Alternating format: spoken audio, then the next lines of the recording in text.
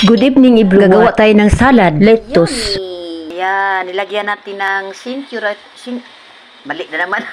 What? Pagkabulol-bulol lagi. Pagkulang sa ipin. Ay, nako. Century tuna with flakes in oil. Flakes in oil. Tapos, lagyan na natin ng dressing. Wow! Wow! Nakakabusog to. Pwede na hindi kumain ng kanin. Ito, salad. Yummy! Lettuce ba? Lettuce? Lettuce. Parang gusto ko nang kumain. Masarap. Burrito ko pa naman yung dagdagan pa natin. Yummy! Ready for eating. Wow. Ayan, with tuna and dressing. Sarap. Hindi kumain ng kanin.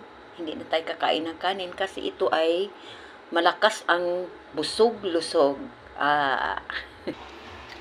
Please like, comments.